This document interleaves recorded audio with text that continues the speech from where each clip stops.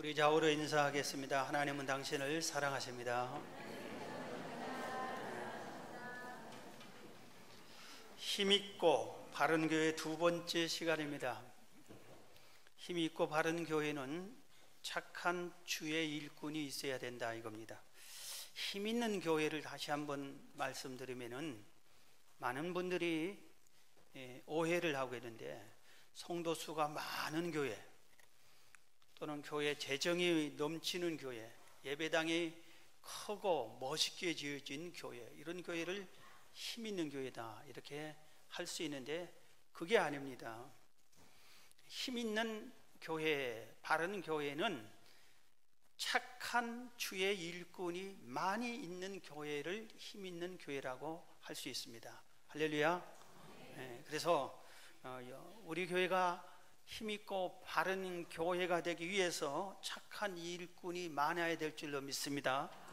여러분 모두가 내가 착한 주의 일꾼이 되어야 되겠다, 나 한 사람이 착한 주의 일꾼이 되면은 우리 교회가 그만큼 힘있는 교회가 된다, 이 믿음을 가지고 신앙생활 하시기를 바랍니다. 자, 그러면은 착한 주의 일꾼이 많이 있는 교회, 착한 주의 일꾼이 되려면은 어떤 일꾼을 가리키는지 고린도에서 해서 오늘 본문에서부터 말씀을 찾아보면은 1절에 보면 먼저 나 자신이 나는 주의 일꾼이다 하고 믿어야 되는 겁니다. 오늘 1절, 사람이 마땅히 우리를 그리스도의 일꾼이요 하나님의 비밀을 맡은 자로 여길지어다 그랬어요. 사도 바울은 고린도 교회 성도들에게 우리는 그리스도의 일꾼이다, 하나님의 비밀을 맡은 사람이다 그렇게 말했어요. 너희들도 그리스도의 일꾼이다, 하나님의 비밀을 맡은 자다 이렇게 전하는 것입니다. 오늘 우리가 왜 그리스도의 일꾼인가? 그리스도의 일꾼 하면은 목사, 전도사 이런 사람이나 되지, 우리는 뭐 그리스도의 일꾼이라고 하나, 주의 종은 목사만 되지 이렇게 생각할 수 있는데 그게 아닙니다. 누구든지 예수님을 구주로 믿는 순간부터 예수님을 믿고 하나님의 말씀을 듣고 배우고 이 말씀대로 살고 이 말씀을 전하고 여호와를 경외하고 섬기는 사람은 모두 다 주의 일꾼입니다. 주의 일꾼이에요. 그래, 주의 일꾼이 하나님 말씀을 믿고 듣고 받아들이고 지켜 행하고 전하고, 그게 주의 일이에요. 교회에 와서 예배를 드리고 서로 섬기고 내 맡은 직분을 감당하고, 이게 전부 다 주의 일꾼이에요. 그렇기 때문에 우리도 주의 일꾼입니다. 주의 일꾼이에요. 당연한 주의 일꾼이에요. 그 다음에 하나님의 비밀을 맡은 특사라고 그랬어요. 하나님의 비밀을 맡은 특사. 여러분, 특사, 비밀 특사는 예를 들면은 박정희 대통령 시절에 이유락 중앙정보부장을 아무도 모르게, 우리나라도 모르고 이북도 모르게 북한으로 보내서 김일성을 만나게 합니다. 김일성도 아무도 모르게, 우리나라 사람 아무도 모르게 김영주라는 사람을 우리나라로 보내서 박 대통령을 만나게 합니다. 그래서 이 두 사람이 양쪽의 최고 지도자의 뜻을 받들어서 남북 공동 7.4 공동 협의문을 체결합니다. 그 내용이 주로 뭐냐면은 우리끼리 자주 통일하자. 다른 나라 기대지 말고 우리가 통일하면 되는 거 아니냐? 그거 맞는 말이잖아요.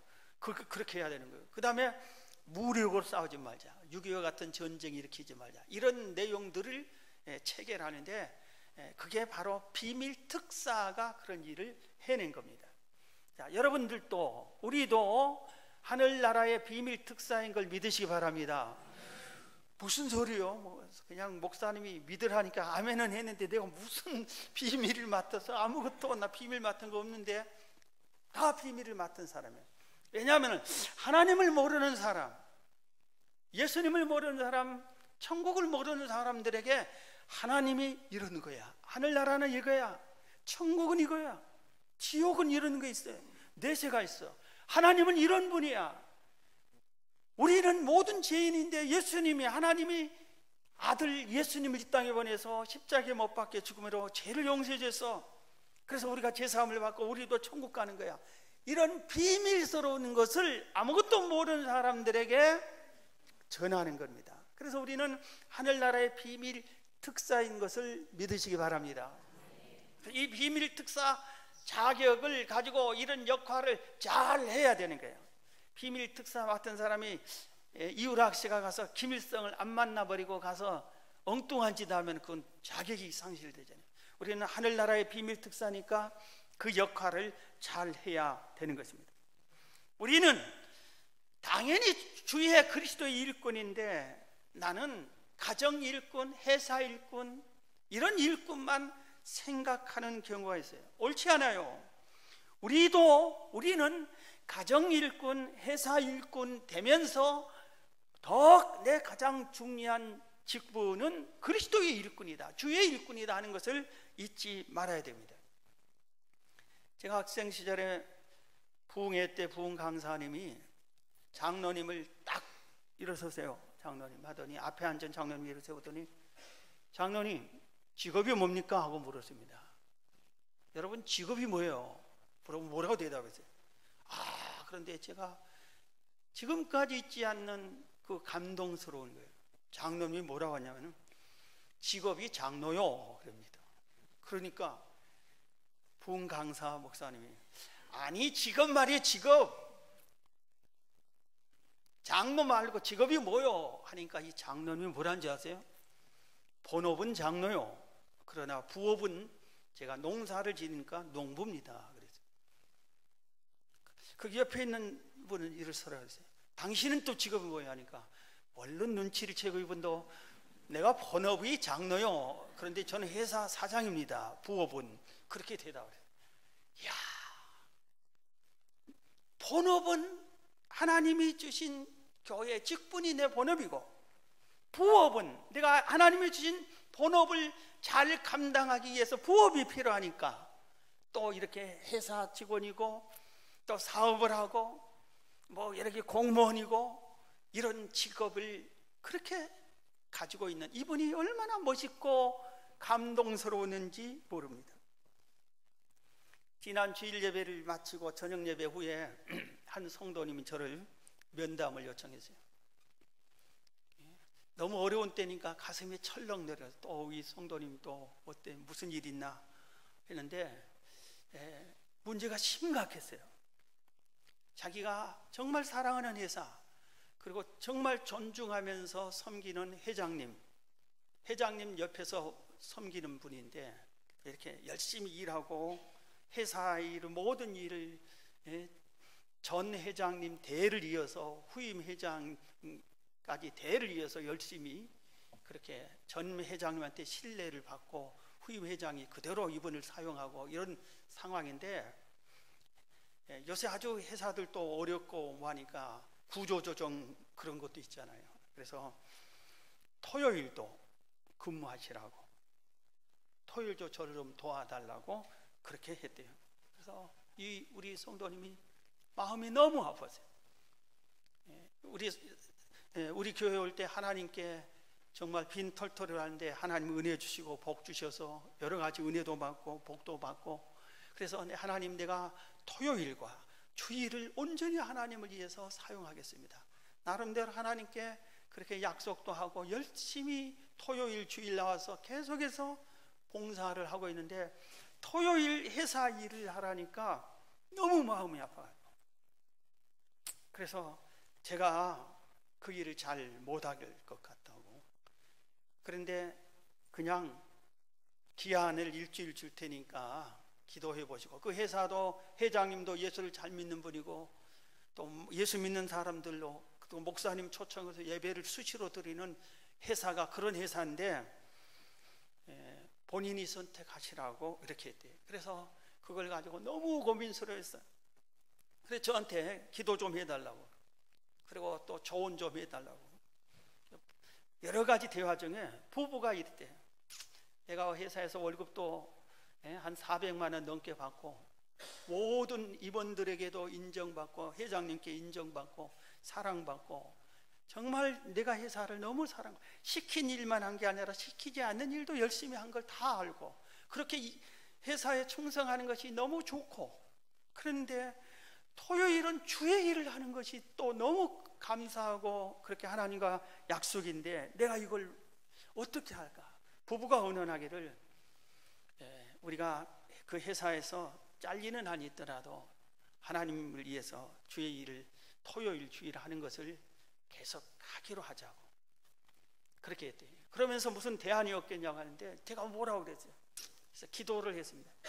1번, 현재대로 그대로 회사도 사랑하면서 회사 일도 열심히 하고 주의 일도 토요일 주일을 열심히 일할 수 있게, 그거 제일 좋으니까 1번이 이루어지게 해주세요. 그래서 그쪽에서 내가 그렇게 하겠다면 그쪽에서 회장님이 그렇게 하라고 얘기해 주게 해주세요. 1번. 2번, 만약에 그게 아니면 이 성도님이 토요일도 계속 일하고 주의 일을 하고 싶고 거기서 기쁨과 보람을 얻고 싶다니 토요일 주일도 일할 수 있는, 현재와 같은 대우를 받을 수 있는 그런 직장을 연결해 주세요. 2번. 3번, 그렇지 않으면은 살 길을 열려주세요. 하여튼 이런 식으로 안수 기도를 그런 식으로 했어요.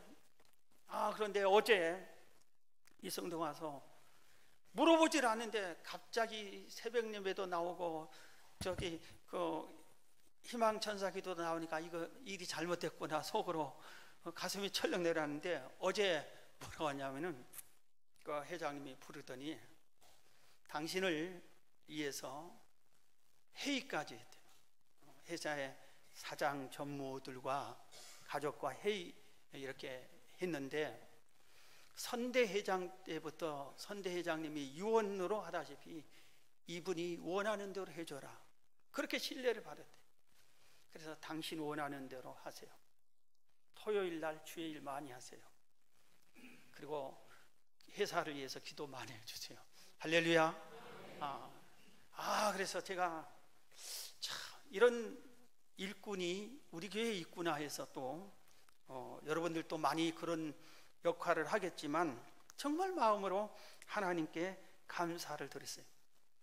사랑하는 성도 여러분, 여러분은 누구의 일꾼입니까? 한번 생각해 보세요. 나는 누구의 일꾼인가? 바울이 우리는 그리스도의 일꾼이다, 하늘나라의 비밀을 맡은 자다, 너희도 그리스도의 일꾼이 되어라, 하나님의 비밀 맡은 자가 되어라, 이렇게 말씀했는데 여러분이 주의 일꾼이 되기를 주의 이름으로 축원합니다. 착한 주의 일꾼은 두 번째 오늘 본문 2절에 보면은 충성을 하는 자라고 그랬어요. 오늘 본문 2절에 그리고 맡은 자들에게 구할 것은 충성이니라. 오늘 고린도전서 4장 2절의 말씀입니다. 착한 주의 일꾼은 주의 일에 게으르지 않고 핑계대지 않고 피하지 않고 도망가지 않고 충성을 합니다. 아니요, 못해요, 싫어요, 난 바빠요, 할 수 없어요, 힘들어요, 이렇게 피하고 거절하는 것이 아니라 예 하고 순종하고 충성하는 겁니다. 벌써 우리 주보를 두 번째 주보에 광고를 냈어요. 각 기관 총회를 하시라고. 벌써 연말이라 이겁니다. 연말이 되면은 새로운 일꾼을 선정하고 또 교회에서 새로운 일꾼을 임명하고 이런 일이 모든 교회들이 다 있습니다. 난 못해요, 싫어요, 올해까지만 하고 그만둘래요, 할 수 없어요, 피곤해요, 바빠요. 그리스도의 일꾼이 주의 일을 못해요, 안 해요, 싫어요, 할 수 없어요, 그거 주의 일꾼이 그럴 수 있느냐 이겁니다. 고린도후서 4장 8절 9절에 사도 바울은 이렇게 말했습니다. 우리가 사방으로 우겨 싸움을 당하여도 쌓이지 아니하며 답답한 일을 당하여도 낙심하지 아니하며 박해를 받아도 버림받지 아니하며 거꾸로 뜸을 당하여도 망하지 아니하고. 이게 뭐냐면은 여러 가지 핍박과 환난과 멸시와 고통과 어려움이 있어도 우리는 주님을 섬기고 주의 일을 하는데 방해받지 않고 끝까지 충성을 다하겠다는 바울의 고백인 겁니다.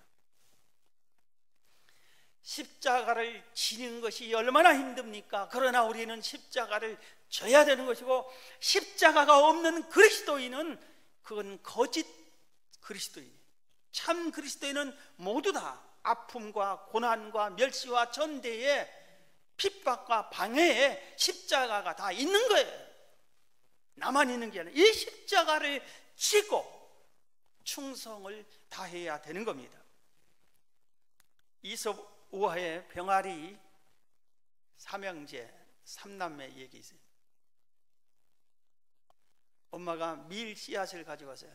이 밀 씨앗을 누가 심지 물으니까 첫째 병아리가 난 싫어, 내가 첫째인데.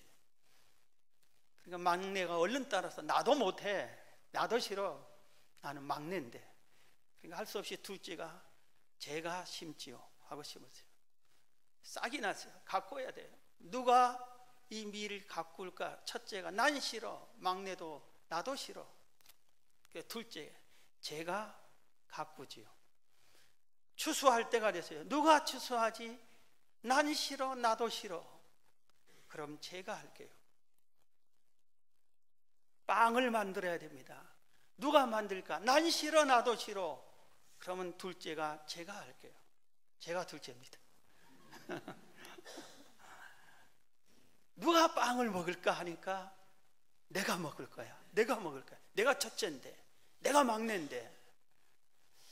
정말 많은 교훈을 주는 이 이야기, 지어낸 이야기지만 정말 많은 교훈을 준 것 같습니다. 우리 교회는 감사하게도 우리 교회 청소를, 또 우리 교회 식사를 당번을 돌아가면서 기관별로, 또 요새는 마을별로, 목장별로 그렇게 합니다. 기관장이, 교구장이 오늘 우리 청소 당번입니다, 식사 당번입니다. 난 싫어, 나도 싫어, 난 바빠, 나도 바빠, 난 몸이 안 좋아, 나도 몸이 안 좋아. 그럼 내가 할게요. 그래서 내가 할게요 하는 사람들이 있어서 예배당 청소를 한 번도 하지 않고 예배 드린 적이 없어요. 깨끗한 예배당에서 수십 년째 우리가 예배를 드렸고, 주일날 식사 당번이 없어서 한 번도 우리가 굶은 적이 없어요. 내가 할게 한 사람들이 있어서 그 식사를, 거기에 해당이 안 된 분이 내가 도와줄게 하고 다른 데서 와서 도와주신 분들이 있기 때문에 우리가 점심 때 식사를, 이게 자꾸 안건이 여러 번 교육자 회의 때 올라왔어요. 그래서 우리가 온갖 방법을 다 생각해봤어요. 식사를 없애버릴까? 그런 거 생각해보고, 그 다음에 돈을 받고 할까? 그래서 사람을 사서, 여러분 사람 사서 청소하고 식사, 많은 웬만한 교회들이 그렇게 합니다. 참 쉽습니다. 그런데 그건 내가 볼 때는 그건 절대 옳은 방법은 아닌 것 같아요. 주의 교회를 예수 믿지 않는 사람들이 와서 청소해주고 가, 그건 예수님이 식사를 대접받는데 예수 믿지 않는 사람이 음식을 만들어 가지고 와, 그런 것 같아요. 또 이거 돈을 받고 하게 할까? 뭐 어떤 교회들도 많이 그런다는데, 아니면은 식사 당번 아는 사람은 못 먹게 할까? 깨달으라고 별 생각까지 다 해봤는데, 그래도 내가 할게 한 분들이 있어서 정말 감사를 드립니다. 한번 우리 다 같이 따라합시다. 제가 할게요. 제가 할게요. 네, 그래야 됩니다. 이게 착한 일꾼이에요. 이런 일꾼들이 많이 있는 교회가 힘있고 바른 교회인 겁니다. 세 번째는, 힘있고 바른 교회는 오늘 본문에 5절에 그러므로 때가 이르기 전 곧 주께서 오시기까지 아무것도 판단하지 말라, 남을 판단하지 않는 겁니다. 그리고 화목해야 돼. 고린도후서 5장 18절에 보면 우리에게 화목하게 하는 직분을 주셨다고 그랬어요. 너희들은 화목해 하는 자다. 모든 그리스도인은, 주의 일꾼은 화목하게 하는 역할을 맡아야 된다. 그리고 누구든지 판단해서는 안 된다. 그렇게 엄히 경고했어요. 여러분은 아무도, 주변을 둘러봐서 아무도 판단해서는 안 돼요. 그 사람이 너무나 잘못했다 할지라도 판단하면 안 돼요. 여러분들에게 재판권을 주지 않았어요. 함부로 판단했다가는 하나님께서 최후의 심판할 때 그를 판단한다고 그랬어요. 예수님이 얼마나 말씀을 엄히하셨냐면은, 남을 판단해가지고 그가 실족하면은, 교회를 떠나거나 교회를 안 나오거나 실족을 하면은 너를 꽁꽁 큰 연자맷돌에 묶여서 바다에 던져버리겠다. 그렇게 하라고 주님이 말씀하셨어요. 주님이 어디서 그렇게 엄히 경고한 말씀이 어디 있어요? 남 판단한 거 외에 다른 게 없어요. 무섭게 말했어요. 여러분, 내가 남을 자꾸 판단하면 그 사람이 직접 들어도 시험 들고 뒤돌아서 남의 귀에 전달이 100% 전달됩니다. 안 되는 게 없어요. 전달되면은 시험을 더 듭니다. 판단하지 마세요. 판단 받은 사람이 또 판단해, 그를 서로 판단해. 그래서 여기서 독화살을 쏘고 저기서는 독칼을 찌르고 다 같이 죽는 겁니다. 그러지 말아야 돼요. 그래서는 안 돼요. 여러분, 우리가 내 습관이 혹시 그런 있을지라도 단 한 번이라도 누구를 판단했더라면 회개하세요. 예수님께서 말씀하셨어요. 나에게 예배 드리러 오다가, 예물을 드리러 오다가 형제에게 잘못한 일이 생각나거든 뛰어가서 먼저 사과하고 용서를 받고 그리고 와서 나한테 예물을 드리라. 주님이 말씀하셨어요. 이게 무슨 뜻이에요? 남을 함부로 판단하고 남 시험 들게 하고 상처 입히고 이런 사람들의 예배와 예물을 안 받겠다는 거예요. 주님이. 나의 예배가 하나님께 상달되지 않으면 내 신앙은 죽은 신앙이에요. 나 혼자 하는 신앙이, 하나님 없는 신앙이 되고 만다, 이겁니다. 언젠가 말씀드렸지만 이 말씀을 준비하면서 이분 생각이 퍼뜩 떠올려. 조덕삼 장로님이 떠올랐어요. 지금부터 약 150년 전, 그 시대는 우리나라가 농경시대예요. 그래서 논밭이 있는 사람이 부자입니다. 우리나라에 평야가 많은 전라도 지역이 부자가 제일 많은 지역이에요. 그 시대는. 그런데 거기에 김제에서 제일 최고 부자가 조덕삼 씨였어요. 그런데 한 선교사님이 와서 전도를 했어요. 이분이 예수를 믿기 시작했습니다. 그런데 그때쯤에 경상도 마산 너머의 한 작은 섬에서 이자익이라고 하는 어린 소년이 17살짜리가 너무 배고파서 섬을 탈출하고 먹고 살기 위해서 계속 가는데 머리에 딱 떠오르는 것이, 전라도 가면은 머슴살이를 해도 먹고는 산다더라, 굶주리지 않는다라. 그래서 논밭이 많은 전라도 땅으로 왔는데 김제까지 왔어요. 그래서 김제의 제일 부자, 거기에 조덕삼 씨 집에 가서 저 좀 사용해 주세요. 저 좀 머슴으로 부려주세요. 그래서 예수를 믿은 그가 불쌍한 그를 맞아들여서 머슴으로 받아들입니다. 너는 우리 집 머슴이 되되 마부가 되라. 그래서 마부가 됩니다. 같이 신앙생활을 이 머슴도 예수 믿게 합니다. 그래서 세례를 받고 두 사람이 안수 집사도 됐어요. 그런데 이제 교회가 어느 정도 성장해서 장로를 뽑는데 후보가 조덕삼 씨는 당연히 되니까 그 성도들이 소장농인이에요. 조덕삼 씨의 소장농인 농부들이 대부분이었어요. 조덕삼 씨 논밭을 갈아서 먹고 사는 성도들이 많아요. 그래서 그분들 전도도 했고, 조덕삼 씨가 누가 됐냐면은 조덕삼 씨의 머슴 이자익기, 그때 당시에 26살이 됐는데 결혼도 조덕삼 씨가 잘 추천해서 결혼도 시켜준 26살짜리 이자익 씨하고 이 조덕삼 씨하고 이렇게 후보가 올라왔어요. 한 명을 뽑게 되는데 나이도 15살 차이가 나고 전라도 지역에서 외지인 경상도 사람이고 큰 부자, 칭찬 듣는 부자고 머슴이고 그 집 머슴이고 누가 당선되겠어요? 투표하면 누가 되겠어요? 여러분 다 아니까 대답을 하는 거예요.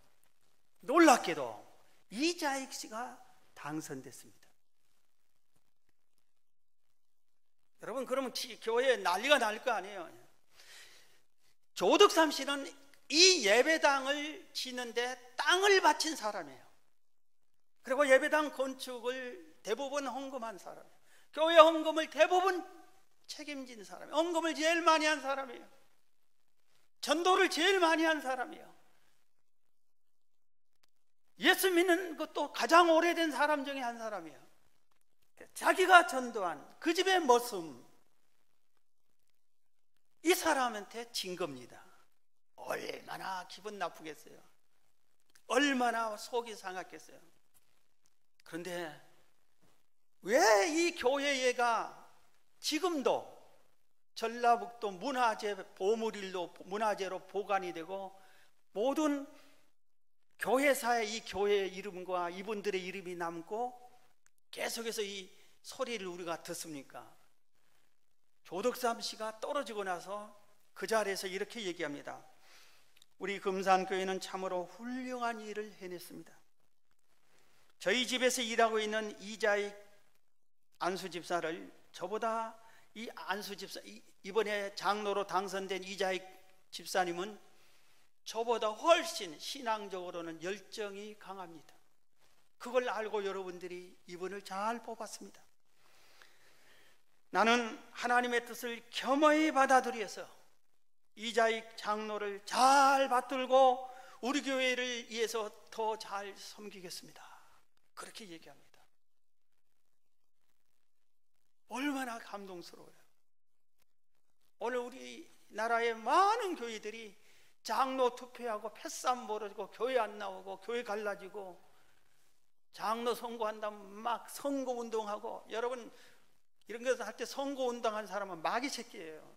누구 찍어야 돼? 어떤 사람 찍어야 돼? 이건 마귀 짓이에요. 아무리 그래 이건 마귀들이 하는 거예요. 다 아는 걸 모르는 사람을 왜 찍어? 아는 사람, 충성한 사람, 헌신하는 사람 그래야지. 그런데 그렇게 하면 그걸 받아들이고 그대로 찍는 사람은 마귀의 하수인이에요. 이런 사람들이, 교회들이 그런 게 많습니다. 그래서 시험 들어요. 일꾼을 세웠으면 교회가 성장하는 게 아니라 오히려 시험 들어. 마귀에게 지는 거예요.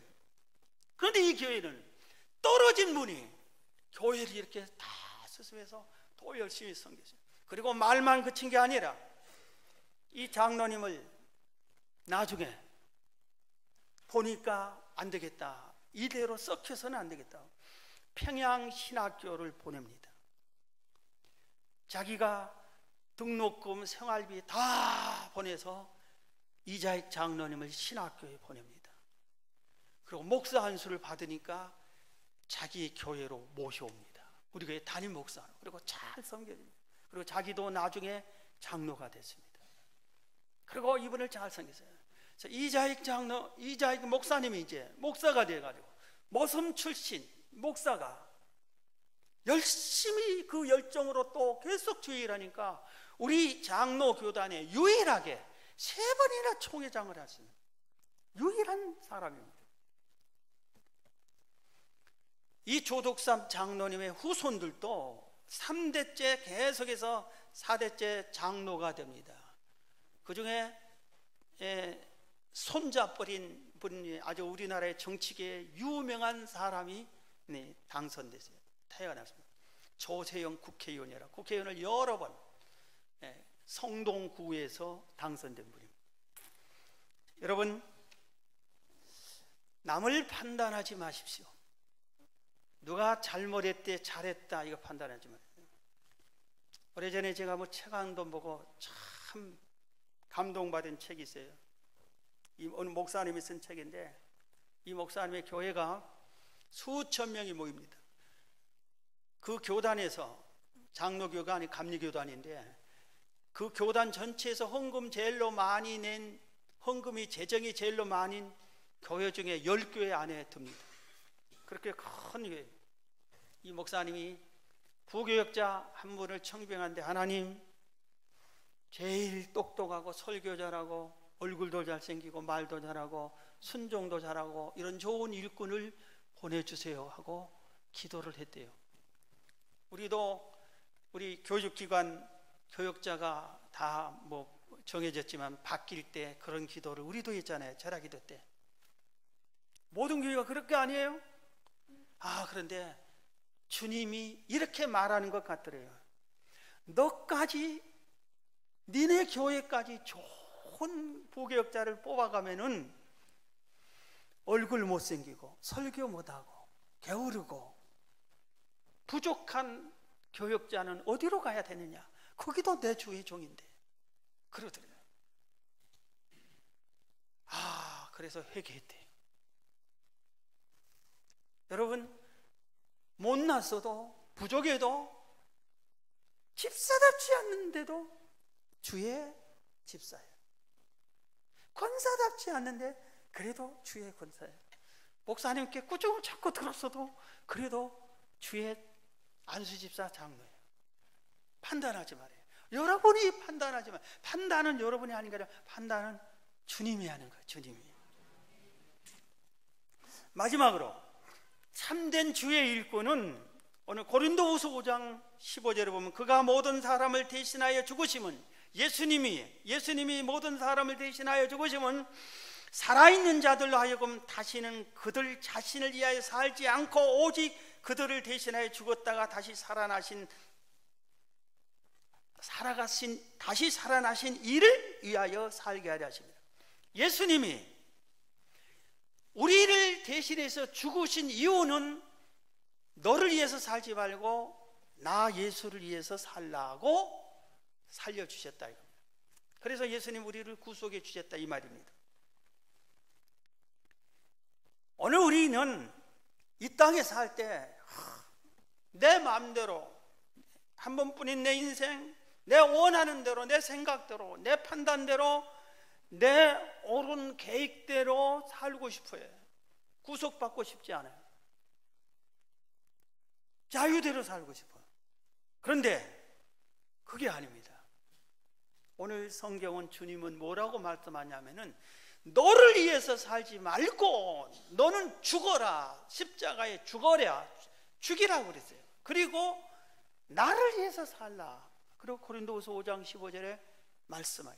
또 다른 곳에서 여러 곳 그렇게 말씀하셨어요. 나를 위해서 살라.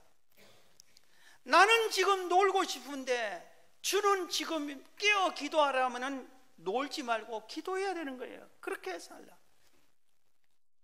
나는 쉬고 싶은데 나가서 복음을 전하라면은 가서 복음을 전해야 되는 겁니다.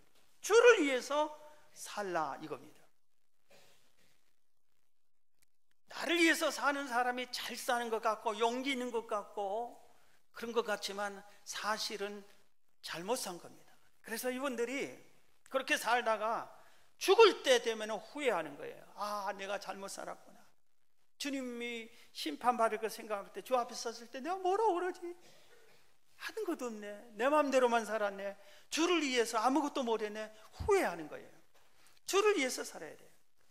요새 착한 식당이라고 하는 프로그램 있죠. 착한 식당. 저는 착한 식당에서 밥 한 번 먹는 게 소원 중에 하나예요. 그런 식당을 찾고 싶어요. 여러 개 있다는데 한 번도 가본 적이 없어요. 이 착한 식당은 왜 어떻게 하면 착한 식당이 되냐면은 정말 고생 많이 하더라고요. 모든 착한 식당엔 딱 한 가지 비결이 있더라고. 뭐냐? 식당을 자기를 위해서 식당을 운영하지 않아요. 손님을 위해서 음식을 만듭니다. 손님을 위해서. 그래서 손님을 좋은 음식 먹이기 위해서, 좋은 재료를 사기 위해서 먼 데까지, 산지에까지, 어떨 때는 새벽에, 그 바쁜 때, 피곤한데 시간 들이고, 그 좋은 재료 사려면 돈이 훨씬 더 들여. 돈 들여. 그걸 사다가 적당히 만들어도 되는데 정성을 다해서 만들어요. 손님을 위해서. 내 손님을, 우리 오는 식당 손님을 위해서. 그렇게 해서 또 여러 가지 첨가하면은 색깔도 좋고 모양도 좋고 맛도 좋게 낼 수 있는데, 그게 건강에 안 좋으면은 절대로 그 첨가물을 쓰지 않아. 고춧가루도 제일로 비싼 국산 제일 좋은 고춧가루만 사용해. 모든 재료를 좋은 걸로만 사용해. 손님을 위해서, 손님이 좋아할 것만 해요. 제가 한식을 좋아하는데 한식집에 가기가 싫어요. 그 프로를 우연히 한번 보다가. 왜냐하면 반찬이 3, 40가지 나오는데 한 10대까지 먹고 나머지는 손도 안 대잖아요. 그런데 그게 싹 나갔다가 그걸 다시 다 내는 거예요. 그래서 남들이 얘기하면서 먹은 그 젓가락 한 번이라도 들어갔던 그걸 다시 내는 게, 남이 먹다 남은 음식을 내 비싼 돈 주고 먹을 걸 생각하니까 갑자기 한식이 먹기가 싫어요. 그런데 어떤 한식집은 한 번 상에 올린 음식은 다 음식을 버려. 이걸 손님이 먹으면 안 된다고. 그래서 조사하는 사람이 숨어서 조사하고 확인하고 물어보고, 진짜 이 산지 음식을 어느 게 식당에서 사갔냐 하고 영수증 좀 보자 하고 거리 내역 보자 하고, 어렵게 해서 상 주는 것도 아니에요. 조그마하게 착한 식당 표 하나만 주더라고. 근데 그 지금 이건 안 해도 된대요. 이거 붙일 필요도 별로 없대요. 손님들이 다 아니까. 여러분, 착한 식당은 손님을 위해 일하는 것처럼 착한 주의 일꾼은 자기를 위해서 일하는 게 아니라 주를 위해서 일하는 겁니다. 주를 위해서. 여러분, 주를 위해서 일하시기 바랍니다. 이게 착한 일꾼입니다. 오늘 말씀을 마치겠습니다. 이사야서에 보면 하나님이 이사야 앞에서 이렇게 합니다. 내가 누구를 보내며 누가 우리를 위하여 갈고, 착한 주의 일꾼이 누구냐, 누가 일할까 그럽니다. 이때 이사야가 내가 여기 있나이다, 나를 보내소서.